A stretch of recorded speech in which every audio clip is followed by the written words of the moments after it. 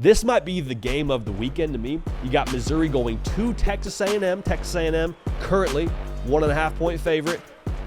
Don't look now, but Texas A&M starting to stack them up. All right, and what an opportunity too, because the last time that they got national exposure was, I'll rephrase that. Last time they got to play a high-level top 10 nature team was Notre Dame in week 1, also at the crib. That game went how it went, but ever since then, they've been rolling. If they're able to beat a top 10 team in Missouri, we're all revisiting A&M and saying, whoa, that's a team now that, I don't know if they're going to win the SEC, but could they find a way to potentially make the college football playoff? I'm not saying that would be my take. I'm saying those conversations start to have some validity to it in College Station. College football sickos, make sure you are subscribed right here to the On3 YouTube channel. It's college football, nothing but college football, game predictions like this one, analysis, instant reactions, everything that you love about college football without the hot takes and clickbait and traffic. We do that here. So we appreciate y'all being dialed in. The Hard Count is brought to you by our friends over at Prize Picks. $5 in lineups when you play code HARDCOUNT. Wins you $50 in promo funds. Fade or follow us if you want to. We got plays throughout the week on this channel, but we're hot right now, so go ahead and follow us. Again, code HARDCOUNT, $5 played in lineups, gets you $50 in promo funds, even if you don't win, just for playing. We appreciate y'all. Now back to the prediction. Now, if you're Missouri, this is the one you got to turn it on, baby. Got to turn it on, because during SEC Media Days, everyone and their mama, the dark horse pick to win the SEC, they said Ole Miss, then they said Missouri. Dark horse team out of the SEC to make the college football playoff. Talked about the schedule and Brady Cook and Eli Drinkwitz. Missouri, this is the game where you got to show some sense of urgency, because it's been a couple weeks in a row now where the Boston College game have to surge to find a way to win that game. The game against Vanderbilt have to find a way to surge in overtime to win that game. And I'm not speaking down on Boston College or Vanderbilt. I think both those teams are actually a lot better than we maybe assumed they were. But Missouri, y'all, should not be in an overtime spot with Vandy. As much as I love Diego Pavia, should not be the case. So for Missouri now, the benefit and the thing to watch, I think, is you got a logo to go chase. This is a very much so a logo that gets you up for it, all right? This is not going to be a logo where you're like, okay, can we generate our own juice? You got your juice here. You're going on the road. It's going to be an intense environment in Kyle Field. They got a deal out there where they stand the entire game. Do the students out there. So bottom line, if you wanted juice, you got it. If you wanted a logo to play for, you got it.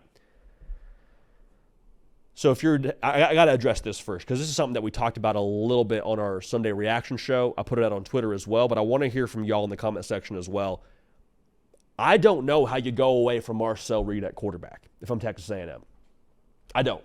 And I said during the reaction video, I was like, hey, he gives the offense a different look. It's more dynamic in nature. Is he perfect? Is he a finished product? No. Is he the most accurate quarterback you've ever seen? No. But he changes the way a defense has to play you. Le'Veon Moss getting rolling, I don't think it's coincidental that he's had the success he's had with Marcel Reed at quarterback.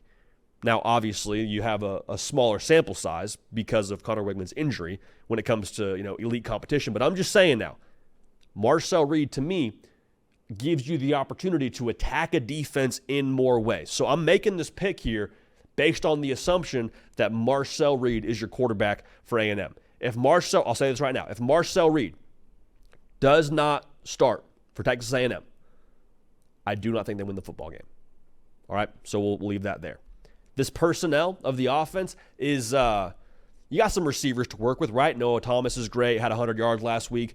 Le'Veon Moss, though, is the dude who needs to see the bulk of the action here. Like, he is the one who sets the tone for your offense. And Marcel Reed and the design quarterback run game off of that is great. The read option off that is great. But the benefit of having Marcel Reed at quarterback, like I just spoke to, is the idea that your attention is divided if you're the defense on, okay, well, 10 could pull and run. Okay, we have to give a half second extra to our run keys because we don't know who's going to have the football. You're not worried about that with Connor Wegman. You are with Marcel Reed, and that's why Le'Veon Moss is going to have success, I think, in this football game. Now, the tone here is going to be set by Missouri's defensive line for them. Like, they're allowing 3.3 yards a carry. And I'm very curious, going back to the quarterback read option game, how they tried to defend Marcel Reed in that situation. Because what we saw against Vanderbilt, whenever there was that mesh point, A&M Missouri. Excuse me, I'm getting these teams mixed up. Missouri did a consistent job of crashing on the mesh. They consistently were going downhill trying to tackle the running back. So what that forced Diego Pavia to do is pull it and get around the end. Now, Diego Pavia for Vanderbilt is a dog running the football. If you're crashing with Diego Pavia running the football, I think you probably also crash with Marcel Reed as your quarterback, is what I'm trying to say here. So Marcel Reed and his legs, I think, will factor in a massive way. The key to this game for A&M is giving him answers. All right, whether it be the quick game, whether it be having a definitive green light when they do crash on that, like instilling confidence in him and giving him easy access throws, easy access plays to go to, that to me is a massive, massive deciding factor in A&M having success and winning this football game. Now for Missouri, it's pretty straightforward for me, to be honest. Like, I know they want to run the football. I understand that. They do that effectively. But, like, this is the game now. Against this Texas A&M front seven, you get the ball to Luther Burden. All right? Like, I'm not talking about, oh, that's nice. He had 6 catches for 75 yards. This is the get him 11 catches. I don't care how it looks. I don't care what you got to do. You feed number 3 for a couple of reasons. The one I just said, Texas A&M front seven is good, brother. Like, that's going to be one of the best defensive lines you're going to see this season. Okay? Just ask Arkansas about it. They wreak havoc. In a spot like that, you don't want to go into the teeth of the defense. You want to get it on the perimeter. You want to force A&M to try and defend the big play. Something, quite frankly, last couple of weeks, they haven't done at a high level. Arkansas got him for a 75-yarder. Bowling Green got him for a 65-yarder. So you think Luther Burden's watching that tape and feeling pretty good about his chances? I would have to believe so. So that's the first part of it. The other part of it is, in this spot now, you want your best player to have the largest amount of say as possible in this football game. All right? And it's pretty clear. Luther Burden is probably the best player in this football game on either side.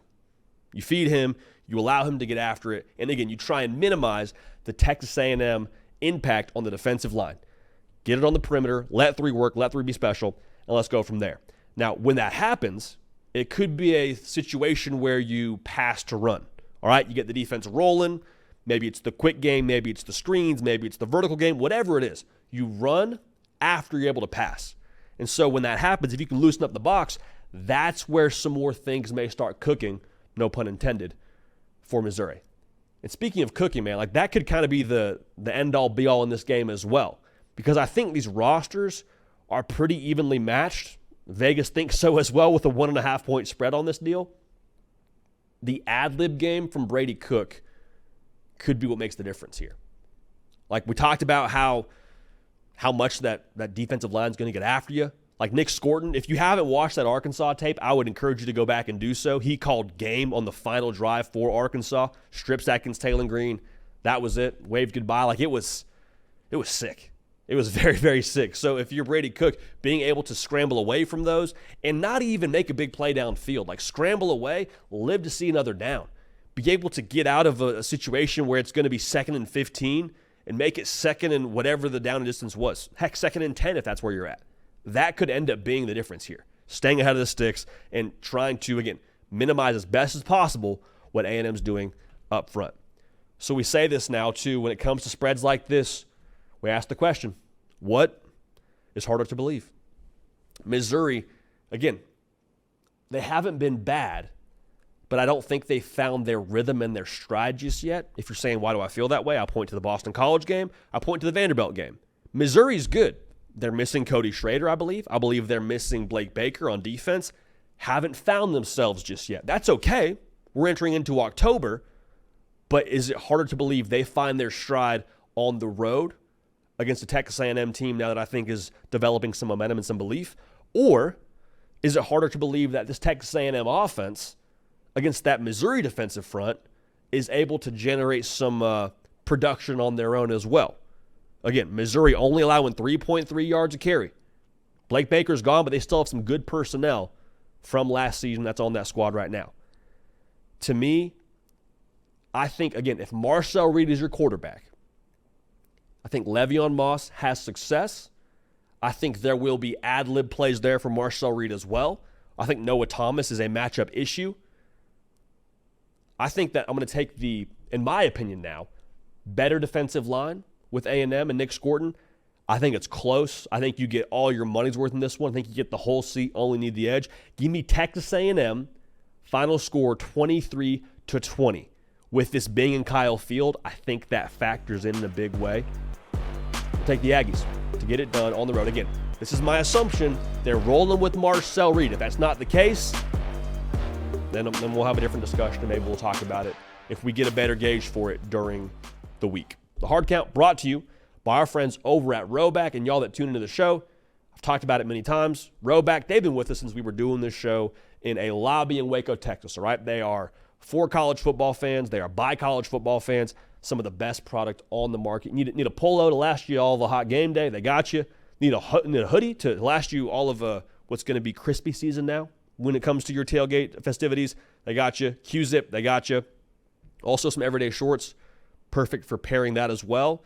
They've also signed partnerships with college stars Jalen Milroe, Quinn Ewers, Caleb Downs, among others. They're becoming the go-to brand for college athletes. So use code JD on Roback.com for a generous 20% off all new customers through the end of this week. That's spelled RHOBACK.com. That's 20% off all performance polos, shorts, hoodies, and more with code JD. No periods, those two letters, JD. We appreciate you for that.